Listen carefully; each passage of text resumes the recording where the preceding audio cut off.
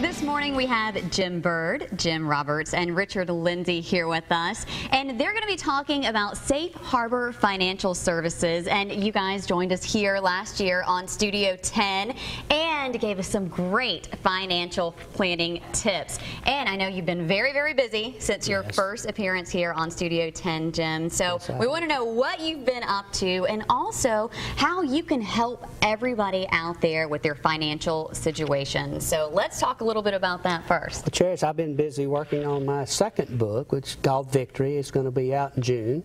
Also recently had an article that was published in 284 publications across the United States. That's fantastic. And I'm very proud of that and what we do. But we talk about comprehensive financial planning. It's a key in financial planning. You've got to look at all three areas. You've got to look at tax planning. You've got to look at legal planning as well as financial planning. And so to do that, I think I put together one of the best teams around here that works with me, not for me, they work with me to do that. I have Richard Lindsay, CPA and best-selling author himself and master degree CPA. Then I have Jim Roberts down there, state planning attorney, is also a municipal judge. Okay. So, you know, some people may have ran across him in court, but that's we hope not.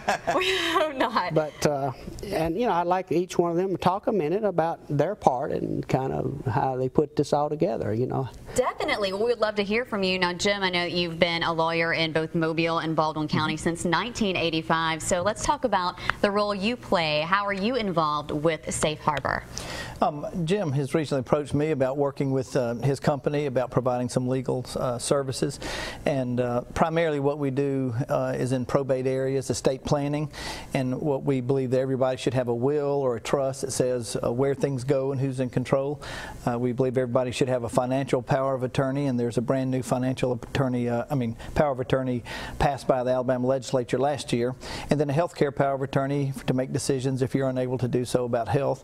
And then there's the living will that are end-of-life decisions. Do you want life support, or do you want food and water if you're either two doctors that say that you're not going to make it back? So we just believe people should have all four of those documents because it covers situations if you're alive or if you die. And that's the thing that we work with Jim on mostly.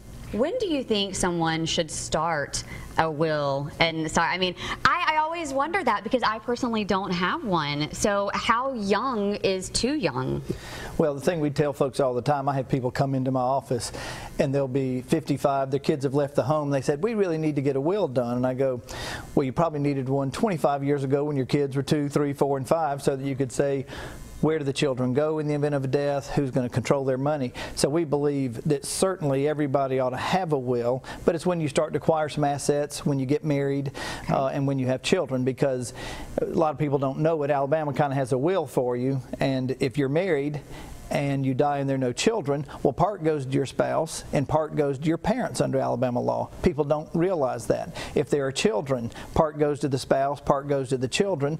With children getting money really before people intend, they really want to pass assets to their spouses. So we believe that people, by the time they're mid-20s, late 20s, you ought to be looking at those documents, because things can happen. Aside from the will, if you have a terrible injury and are incapacitated, a power of attorney for financial health care matters. So it's important to appoint who is going to be in charge of those decisions, and it's just important to get it done early, certainly once you get married. Some good things to know. Now, Richard, you are the tax expert.